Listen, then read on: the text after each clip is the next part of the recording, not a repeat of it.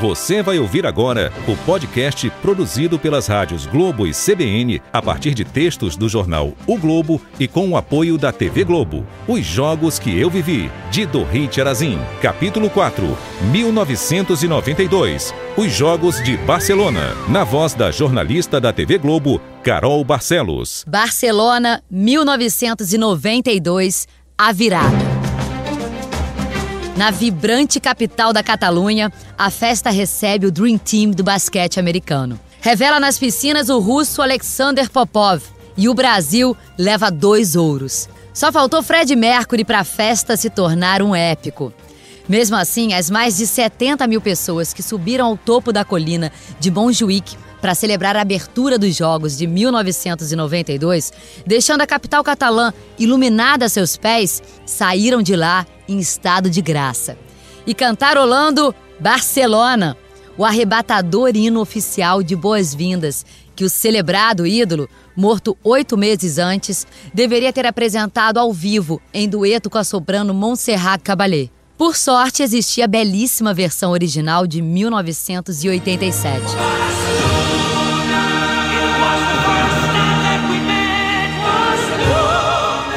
Foi ela que sacudiu a cerimônia de abertura como roteiro musical de apresentação da cidade e pontuou o espírito arrojado da edição inteira dos Jogos. E condenou ao merecido esquecimento o banal e meloso tema de despedida, Amigos para Sempre, de Andrew Lloyd Webber. Do mascote Kobe, o hilário cãozinho cubista, à descolada população local, passando pelo encantador idioma catalão que tanto desconcerta os brasileiros, os Jogos Olímpicos revelaram uma Barcelona orgulhosa, madura e saída das amarras autoritárias do Estado espanhol. Vale frisar que, ao contrário do mito criado por interessados profissionais, o embrião do processo de transformação da cidade precedeu sua escolha como sede olímpica. A Barcelona moderna de 1992 havia incorporado o projeto olímpico ao que a cidade se propunha a ser, e não vice-versa. Daí a simbiose ter dado tão certo. Pela primeira vez em 3 décadas, não houve boicotes para esvaziar as competições. Mas a geopolítica mundial tinha passado por uma reviravolta colossal. A queda do Muro de Berlim em 1989 e o subsequente desmembramento do Império Socialista. Reportagem de Pedro Bial, da TV Globo, sobre a unificação da Alemanha. Berlim, a capital da nova Alemanha unificada, está tomada pelo povo. Pelo menos 1 milhão de pessoas estão nas ruas e todos querem passar sobre o portão de Brandemburgo para celebrar a unidade nacional. E no desfile de abertura, muitos dos próprios atletas mal reconheciam suas novas bandeiras. E jornalistas que faltaram às aulas de geografia tiveram de fazer um intensivo relâmpago para identificar bandeiras e nomes de países ressuscitados. Nominalmente, a temida superpotência olímpica União Soviética deixara de existir. Sua sigla, o RSS, fora substituída por outra, CEI, que aglutinava a recém-formada Comunidade de Estados Independentes, composta por 12 nações do antigo bloco. Mas o poderio esportivo por trás da identidade troncha não mudou. Encerradas as 257 provas, dos 24 esportes disputados, a CEI saiu de Barcelona conquistando o maior número de medalhas, à frente dos Estados Unidos. Os países bálticos, Estônia, Letônia e Lituânia, por seu lado, se desgarraram do espólio socialista e desfilaram de forma independente pela primeira vez em mais de meio século. A Iugoslávia havia se desmembrado em 4, enquanto as 2 Alemanhas haviam se fundido em uma. E a África do Sul, tendo banido o apartheid, se reintegrava à comunidade olímpica pela primeira vez desde 1960. A ovação recebida pelo líder negro Nelson Mandela foi do tamanho do seu sorriso. Da arquibancada real, Juan Carlos I da Espanha a tudo assistia satisfeito. Sobretudo ao desfile da garbosa equipe de seus súditos, que tinha como porta-bandeira o filho iatista Felipe de Borbón, príncipe das Astúrias, hoje Felipe VI, seu sucessor no trono. Foi quando se deu a constrangedora debandada. Uma parte dos atletas espanhóis desmancharam a impecável coreografia do desfile e trataram de buscar o troféu que valia ouro. Um autógrafo das majestades mais idolatradas no estádio naquela cerimônia de abertura. O Dream Team time de sonhos do basquete profissional dos Estados Unidos, desembarcaram em Barcelona como um país à parte. O magnético Michael Jordan, o bailarino Magic Johnson, o falastrão Charlie Barkley, o parceiro Scottie Pippen, o veterano Larry Bird, o gigante Patrick Ewing. O sóbrio Karl Malone e outros 5 integrantes da equipe foram os deuses do Olimpo de 1992. Um gigantesco painel publicitário de 30 metros de altura com a imagem de Jordan, em pleno voo rumo à cesta, da Nike, foi o emblema dos Jogos. O Dream Team mal cabia na Olimpíada, e ainda menos na Vila dos Atletas, onde teria sido impossível que as estrelas dessem um passo sequer. Ademais, com rendimentos somados de quase 73 milhões de dólares à época, eles jamais cogitaram se misturar.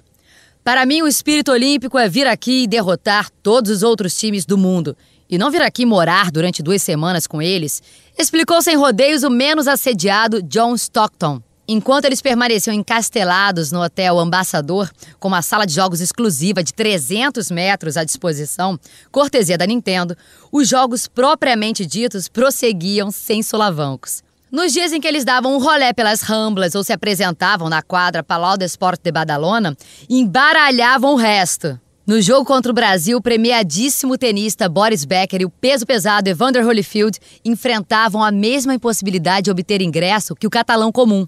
Cambistas cobravam $2.500 do felizardo que pudesse comprar uma lembrança única da história do esporte. Aquela formação de craques jamais viria a se repetir. Não que as partidas do Dream Team fossem propriamente eletrizantes.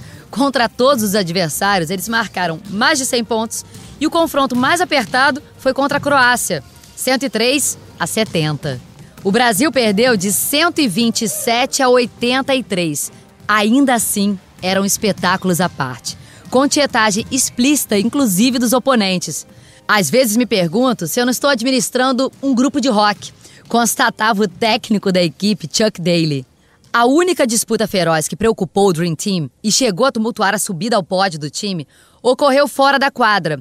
A Reebok, segundo maior fabricante de material esportivo à época, era patrocinadora oficial do time americano. Havia desembolsado $160 milhões para ter sua logomarca no peito da delegação na Olimpíada, que entronizou a comercialização do esporte mundial. Todo atleta que não estiver usando o uniforme oficial não sobe ao pódio, avisaram o presidente do Comitê dos Estados Unidos. Só que Michael Jordan, sozinho, embolsava $21,5 milhões para reluzir na premiação com o logo Nike no agasalho. Jogo pelos Estados Unidos, mas o meu país não é dono da minha imagem. Fincou o pé o nome maior do Dream Team. Havia outros contratados da Nike no time, mas era Jordan a mina de ouro mais valiosa da empresa. A multinacional chegara a criar 28 modelos diferentes de tênis com seu nome. E não era à toa que desde 1985 ela fechara um contrato vitalício com camisa 23 do Chicago Bulls. A questão foi resolvida pelos próprios atletas, entre agentes estressados e dirigentes à beira de um ataque de nervos. Ao subirem no pódio para receber o ouro, os membros Nike do Dream Team, como que tomados por um surto de patriotismo, enrolaram-se na bandeira dos Estados Unidos e encobriram a marca Reebok dos agasalhos. Para os quase 3,5 bilhões de telespectadores, foi apenas uma linda imagem. Toda Olimpíada resulta numa fantástica vitrine de inovações tecnológicas, né? Seja de materiais esportivos, medição de tempo, apuração de resultados, efeitos especiais. Em Barcelona, não foi diferente. E uma das marcas mais notáveis foi a quebra do eterno paredão preto de câmeras e lentes zoom Nikon, apontadas pelos fotógrafos profissionais para um mesmo alvo. Esse reinado analógico foi rompido com a invasão do paredão preto pela cavalaria branca das máquinas digitais da Canon. Começar a revolução que desembocaria nas selfies de hoje. Foi a tecnologia também que salvou o arqueiro hemiplégico Antônio Rebojo, designado para acender a pira olímpica com um certeiro tiro na cerimônia de abertura. Ele havia ensaiado com afinco mais de 950 vezes nos meses anteriores. Mas por via das dúvidas, fora montado um dispositivo eletrônico alternativo. Acompanhe a narração de Fernando Vanucci, da TV Globo. Ele vai acender a pira olímpica com a sua flecha. É agora! Funcionou.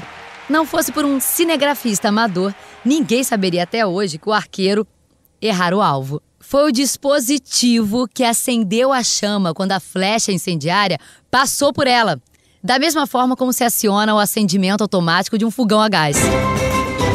Situação inversa, só que com grau de dramaticidade máximo, ocorreria 3 dias depois. Perante os quase 11 mil espectadores que apinhavam o ginásio aquático Bernat Picornell, o sistema oficial de som passou a repetir uma mesma frase em inglês e espanhol, as 2 línguas oficiais daqueles jogos, junto com o catalão. Rogamos ao nadador Gustavo Borges que venha à cerimônia de entrega de medalhas. Pouco antes, com um atraso inexplicável de 12 intermináveis minutos, o painel eletrônico finalmente passara a mostrar o resultado final dos 100 metros nado livre, a prova considerada mais nobre da natação. Era a 3ª versão diferente a aparecer no painel. A maluquice de um atleta medalhado ter de ser caçado por alto-falante para subir ao pódio apenas refletia o pandemônio que envolvera o resultado da prova. E que levara o estreante olímpico de 19 anos e 2 metros e 3 centímetros de altura, jeitão doce e caseiro, a sequer ouvir o chamado. Gustavo estava encolhido, sozinho com sua toalha ainda molhada, uniforme do Brasil e touca de competição, num canto da piscina coberta de aquecimento, ao lado da piscina principal. Dali não conseguia ouvir o chamado. Na primeira versão do resultado final, o painel indicara Gustavo como lanterninha, em 8º lugar. Inicialmente com traço, sem tempo cronometrado. Depois, com um tempo completamente fora da realidade. 1 minuto, 2 segundos e 4 centésimos. Desnorteado pela certeza de ter chegado entre os 3 primeiros, ele foi o último a sair da piscina. Fora uma falha do sensor numa das placas de chegada, que não registrara o toque do nadador. Surgiu então a 2ª versão no placar, junto com a informação ao público de que os juízes haviam revisto o vídeo da prova. O brasileiro saltara para 4º lugar, empatado com o americano Matt Beyond. Mesmo assim, a premiação continuava parada e era óbvio que alguma batalha de bastidor se desenrolava fora d'água. Segundo a regra da Federação Internacional de Esportes Aquáticos, toda delegação tem até 30 minutos para apresentar um protesto. Se quiser que o caso seja julgado, ainda há tempo de pegar a premiação. Depois desse prazo, se houver alteração no resultado, o eventual medalhado recebe seu prêmio em separado, longe dos holofotes. Ou seja, sem plateia, sem aplausos, sem bandeira ou hino, sem registro memorável para o álbum de família. Assim teria sido, fosse outro, o chefe da equipe de natação do Brasil em 1992. Quaraci Nunes, então com 54 anos e até hoje presidente da Confederação Nacional dos Esportes Aquáticos, levou segundos para suspeitar que a alardeada fenomenal tecnologia Seiko devia ter falhado tanto quanto costumava falhar a da piscina Júlio Delamare, no Rio. Saltou da arquibancada e foi arrombando o caminho até a sala dos juízes, de acesso proibido a dirigentes. Exaltado e falando sem parar em português, língua presa e tudo, estava em ebulição pela certeza de que Gustavo chegara em 2º ou 3º lugar. Conseguiu ser domado por 2 juízes estrangeiros de quem era amigo, após obter que nova revisão da prova fosse feita. Na confusão, perdeu os óculos, mas ganhou a parada. Quaraci Nunes, chefe da equipe de natação do Brasil em 92. Apresentei um protesto verbal porque estava claro que ele tinha tirado pelo menos, na pior hipótese, 3º lugar. Exato? Então eu pedi uma revisão do tempo. E o resultado definitivo pôde ser oficializado. Ouro para o novo imperador da prova, o russo Alexander Popov.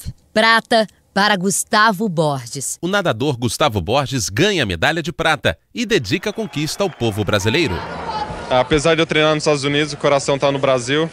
Essa medalha não está contando no quadro de medalha para os americanos, está contando para o quadro de medalha do Brasil. Fico muito contente com isso e faço questão de mostrar que, apesar de eu ter uma preparação americana, eu sou brasileiro de corpo e alma. Paulista de Tuverava, primeiro velocista da natação brasileira a figurar entre os grandes de sua geração.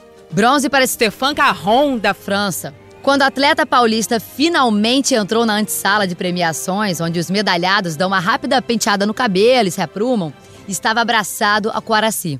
recebeu acoladas da dezena de outros olimpianos que aguardavam a premiação por outras provas e pôde degustar seu triunfo. Nesse caso, a primeira falha fora mecânica e a segunda, humana. Teorias conspiratórias à parte, o juiz fora induzido ao erro pelos técnicos e conferira o vídeo de segurança da raia 6 do americano Beyond no lugar do da raia 5, na qual nadara Gustavo. Felizmente, quando máquinas não se corrigem sozinhas, ainda há utilidade para o homem. O Brasil, que enviara a maior equipe olímpica de sua história a Barcelona, 195 atletas, de lá voltou com 2 ouros. Um individual foi totalmente inesperado, o do judoca Rogério Sampaio, que saltou do anonimato à glória em 17 minutos e 53 segundos, o tempo de suas 5 lutas na categoria meio leve. A emoção da vitória na voz de Kleber Machado e a entrevista de Rogério Sampaio logo após a conquista. 3, 2, 1, o Brasil é ouro! O Brasil é medalha de ouro na Olimpíada de Barcelona! Eu ofereceria em especial ao meu pai e minha mãe, mas também a todo o povo brasileiro. O outro coletivo da equipe masculina de vôlei estava entalado na garganta desde os Jogos de Los Angeles. Em 1984, quando a gloriosa seleção de Bernard, o inventor do saque Jornada nas Estrelas, de William e Montanaro, perdeu a final para os Estados Unidos em 3 sets de 15-6, 15-6, 15-7 e voltou para casa com a prata. Desta vez, embalado por uma torcida bancada com ajuda oficial, mas que no decorrer dos jogos cresceu de forma espontânea e errática, a geração de jogadores que pisou na quadra do ginásio Saint-Jordi estava madura para derrotar qualquer adversário. 1, 2, 3, 4, 5 mil, quem manda em Barcelona é a torcida do Brasil. A torcida da camiseta amarelona tornou-se um fenômeno sem igual nos ginásios, nas quadras, nos estádios e arenas da cidade olímpica. Dependendo do ponto de vista, era considerada irritante, estupenda, contagiosa, hilária ou criminosa, mas sempre ensurdecedora. Mas não foi ela que levou os atores Jack Nicholson e Michael Douglas ao desespero na semifinal contra os Estados Unidos, franco favorito ao trono em Barcelona. E sim, a vitória brasileira por 3-1, que escancarou o caminho final para o ouro. O locutor da TV Globo, Luiz Alfredo, narra a conquista do ouro pela seleção masculina de vôlei. O Brasil continua lutando por um ponto que vale muito, Negrão, acabou! O Brasil ganhou! O Brasil é medalha de ouro no voleibol! O vôlei masculino brasileiro chegara à maturidade plena, consagrando o mais jovem integrante do time, Marcelo Negrão, de 19 anos, como o mais potente atacante do mundo. Por mais que se aprecie a vitória esperada de um favorito em conteste, é o azarão que costuma arrebatar arquibancadas por uma característica irresistível. O público fica com a sensação de ser ele o underdog, que saiu do nada e está ali entre os bacanas. Algo mais ou menos assim ocorreu com a torcida brasileira em relação a Clodoaldo Lopes do Carmo, primeiro atleta nacional a conseguir se classificar para uma final na demoníaca prova dos 3.000 metros com obstáculos. Os demais competidores brasileiros já haviam sido varridos do estádio de Montjuic nas provas de pista e campo. Alguns, como o velocista Robson Caetano nos 200 metros e Zequinha Barbosa nos 800 metros, além da equipe de revezamento 4 por 100 metros, com sólidos 4º lugares, porém sem medalhas. Os demais foram sendo eliminados ou na primeira ou segunda fases ou nas semifinais. De um dia para o outro, restava apenas Clodoaldo, camiseta número 146, para disputar uma das 2 semifinais de uma prova sem qualquer tradição no país. Já por isso, boa parte dos jornalistas brasileiros em Barcelona, inclusive eu, não havia investido nenhuma hora de trabalho prévio no atleta, o que é um erro sem remendo a posteriori. Pois eis que nosso Clodoaldo zarpa com folga à frente dos demais. Faz o melhor tempo da carreira, o 2º melhor tempo olímpico dos Jogos. Bate o recorde sul-americano e se classifica de forma soberba para a final do dia seguinte. Um espanto e um sufoco para quem teria de escrever toneladas sobre ele sem jamais tê-lo visto de perto e à paisana. Consegui estar plantada à porta do alojamento dos atletas brasileiros na manhãzinha seguinte, acompanhada do fotógrafo Antônio Milena, na esperança de que ele saísse antes de ir para o estádio.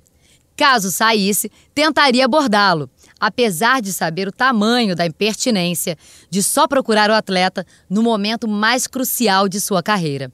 É algo que não se faz, ponto. Mas lá estava eu escudada pela licenciosidade da profissão.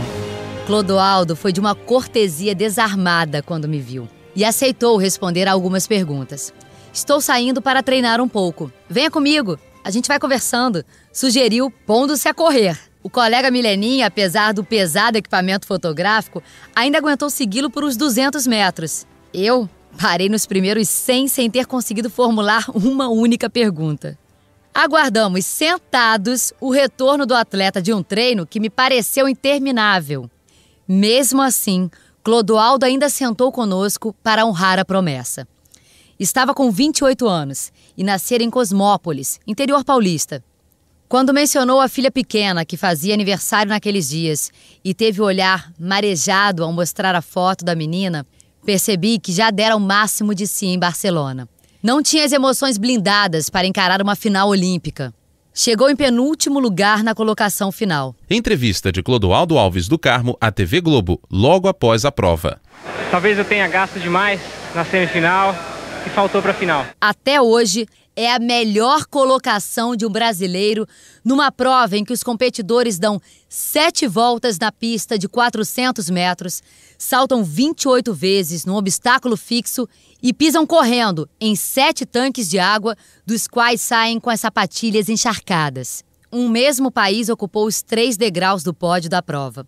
O Quênia também abocanhou ouro e prata nos 800 metros, prata nos 5 e 10 mil metros e bronze nos 400 metros masculino. Só que a nação africana, até então celeiro dos melhores corredores de fundo e que em 1992 demonstrava fôlego para expandir seus domínios a outras distâncias, parece ter ido ao pote com voracidade demasiada. Atualmente, junto com o atletismo da Rússia, é a delegação mais ameaçada de ser excluída dos Jogos do Rio por suspeita de doping.